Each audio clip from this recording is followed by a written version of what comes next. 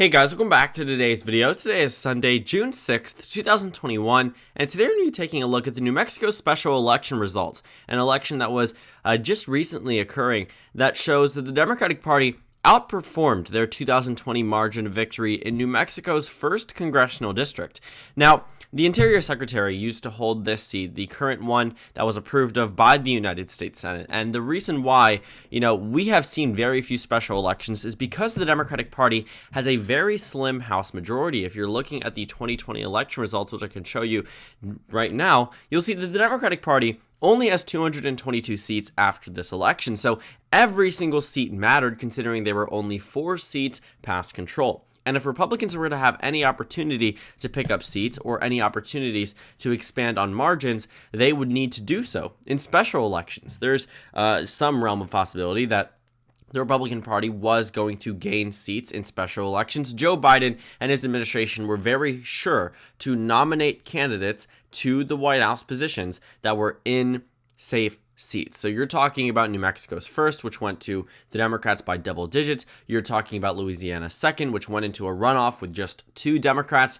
The Democratic Party was very particular in who they chose from the House, and it was very slim in terms of the amount of people that were chosen altogether. But this first district was meant to be potentially some type of good result for the GOP. This was meant to be a special election in which the Democratic Party wouldn't perform as well as they did in the past. And I know that might seem extreme. I know you might be looking at it and saying New Mexico's first district is considered to be safe for Democrats, so why would Republicans even do better? Well, let's talk about a little bit of history about first-year special elections and what they could mean for the upcoming 2022 midterm elections and what they meant for the 2018 midterm elections.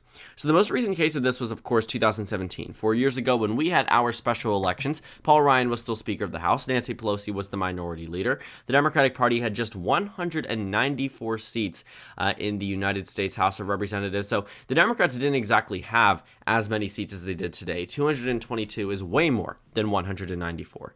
But in 2017, because of Donald Trump's unpopularity, and I say that in full confidence, knowing that every single time the special elections had occurred, that Donald Trump was unpopular, these Republicans, nearly paid the price for it. So there's a summary here that shows all of the races that occurred in 2017, and I implore you to look at them individually because they hold some very interesting results. First, we have Kansas's 4th congressional district, which Mike Pompeo actually held. Now, this was a district that was held for a very long time. Mike Pompeo didn't really have any, competitiveness in this 4th district. We can actually take a look at 2016. And if you look at that margin, the Republicans won 61-30. And then in 2017, the special election rolled around and the Democratic Party ramped up turnout, and it brought up to a point where Ron Estes, the Republican nominee, won just 53% of the vote to 46%. Quite interesting.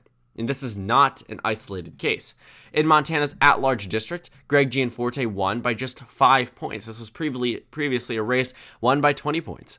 In the Georgia 6th congressional district, Tom Price, who became the Secretary of Health and Human Services, it might find you, a familiar name here on the candidates list. You'll see that John Ossoff ran for this race and won 48% of the vote. Now, it may seem interesting that he lost and went on to become a United States Senator. I think that is one of the best success stories for a candidate that we've seen, especially in a state such as Georgia. But looking at the 6th district, Tom Price won this district by 30 points in 2016.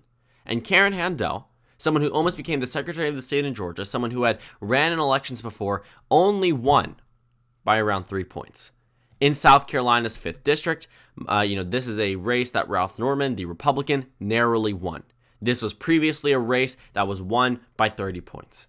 So looking at almost all of the special elections, with the exception being Utah's 3rd, and we don't really need to discuss California's 34th, the rest of these Republican districts in 2017 showed significant improvements for Democrats relative to the 2016 election performances, and this led on to 2018 being a Democratic wave year in the House of Representatives.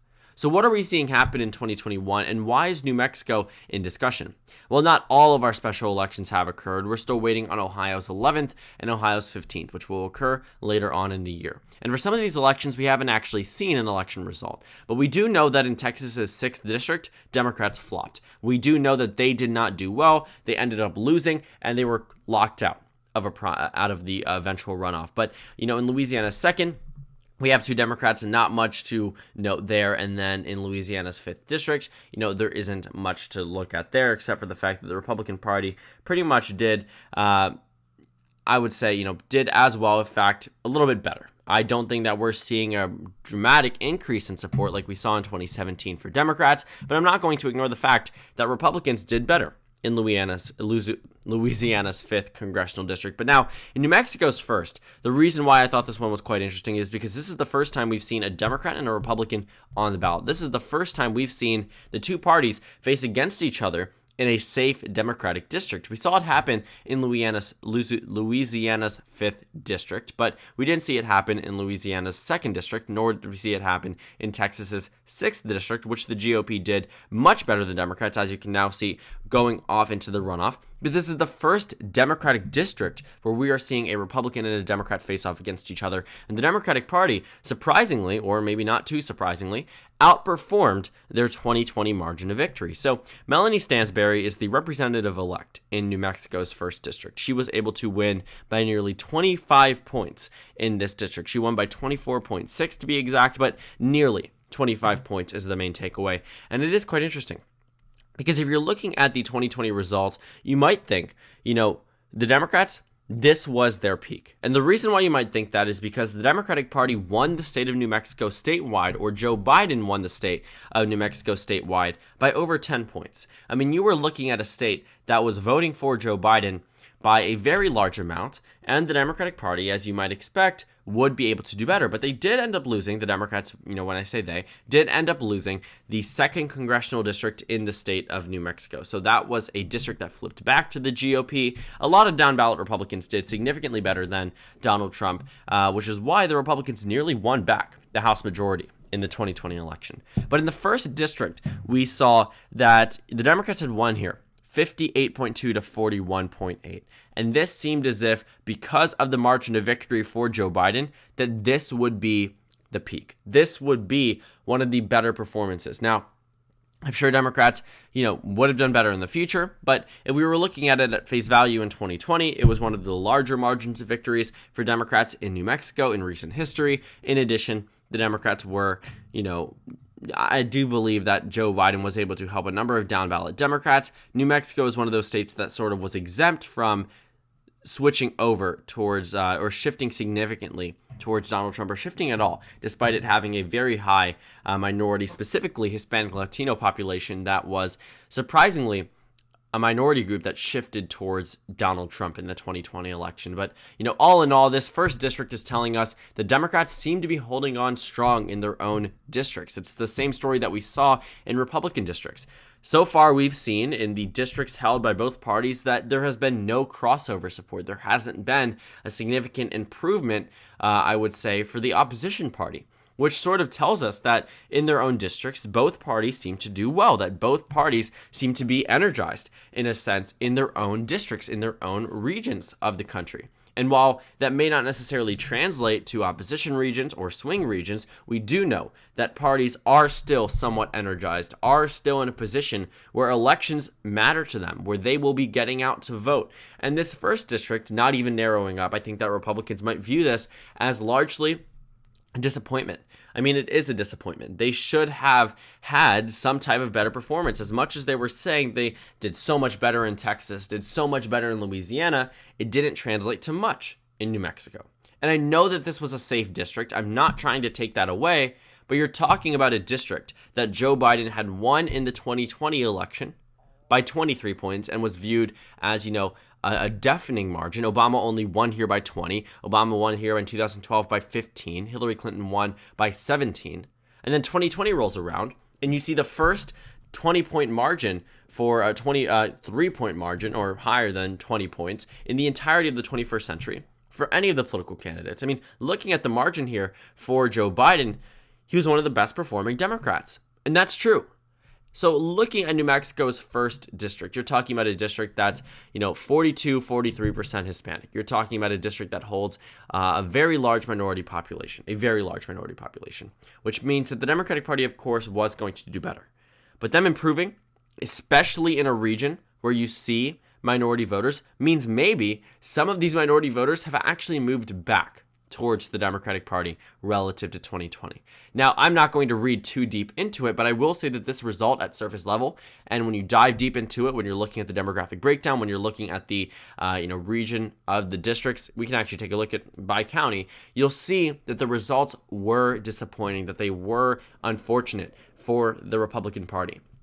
They should have done better. Because as Democrats did in 2017, despite Democrats not being able to win a single special election, besides the one that they already held, they did not win a single special election. They sure as heck got very, very close.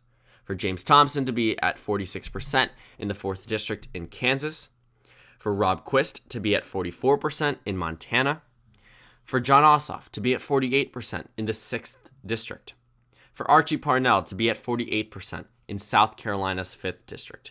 For these margins to have been significantly narrowed up, for these margins to have, completely changed relative to 2016, that was an indicator, an early one, but an indicator that 2018 might not be that year for Republicans like they were hoping for. Might not be that year where Democrats fell flat on their face, because they didn't. Because Democrats did very well in these special elections. Moral victories, as they put it. When you saw them speak on CNN, Fox News, MSNBC, the only thing that they could say were that these were moral victories, because they knew the true victories were coming later on. For the GOP to not even narrow up the margin in New Mexico's 1st District might also be a sign that, wait a second, we aren't seeing significant improvements for Democrats or Republicans, which means 2022 is still up in the air. It sort of confirms everything that we've known already, that we don't know how 2022 is going to be. We don't know, if the Democratic Party will pick up seats or if Republicans will pick up seats, if 2022 will be a red wave year, blue wave year, a mediocre year for both parties. I'm leaning towards a red wave year in the House of Representatives, and I do think the GOP will gain seats in the House. I do think at this point they are on track to reclaim the House majority simply by redistricting and a number of other things that go into, looking at the House of Representatives. But in the 1st District, it's quite disappointing. And, this is not some dooming case for the Republicans, though. Don't get it confused. This is not some situation in which the Republicans have no chance at victory anymore. There is no realm of possibility that they win the House after this. No, absolutely not. This, simply put, is just one victory for Democrats that they can celebrate. And it is a margin that, if continues to move down the line, if we are looking at 2018 special elections due to vacancies that could very well occur, as they did leading up into the midterms of 2018, we need to see what happens for the GOP. We need to see if they end up doing well, because if they don't, it might also be an indicator that we are still in a position where we don't know how this year is going to go. We don't know whether or not Democrats are going to perform well. We don't know if Republicans are going to perform better. All in all, we are in a position where this race and the 2022 midterm elections is still being shaped. We don't know how it's going to go. This is entirely up to the parties to make significant improvements on certain voting groups, because Democrats, fell in Louisiana and Texas, but gained in New Mexico. So we're seeing conflicting sides here. We're seeing Republicans do better in their own districts, Democrats do better in their own districts. So we still have to see. And I do think that, if we start to see the races, with the exception being New Mexico's first district, where the Republicans are able to gain in terms of, control, gain in terms of representation, in terms of percentage of the vote. But so far, we haven't seen that. 4 special elections in, and we've seen we haven't seen that in a Democratic district. I want to see an opposition party district with a significant a significant Republican improvement before we are able to say that this is a repeat of 2017. Otherwise, it seems to be shaping up to not even be close to a repeat of 2017, which means 2022 might not be 2018 for the GOP. So keep a lookout for future special elections. We have Ohio's 11th district, which will be happening in November of 2021. As you can see here, there are a lot of candidates on the candidate list. Again, another special election in Ohio's 15th district that also will be occurring on November 2nd, 2021. A large number of candidates. Keep your eyes out for these races, because if Democrats are able to do better in the 15th district, maybe that's something to point out. If Republicans can do better in the 11th district, that is also something to point out as well.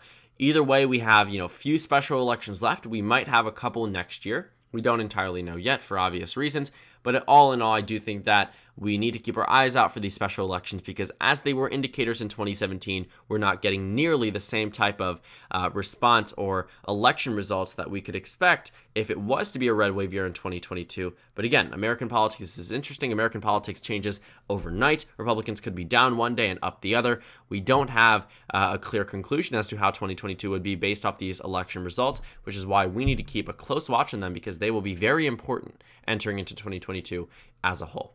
So thank you guys so much for watching this video. Make sure to comment down suggestions below. Subscribe on the left if you haven't already, and check out the Instagram and Twitter. At the bottom left of the screen, there's also a Discord server for you to go ahead and join. On the screen, there's a video you can watch, and then a playlist for my 2022 election analysis. Again, thank you guys so much for watching, and I will see you all later today.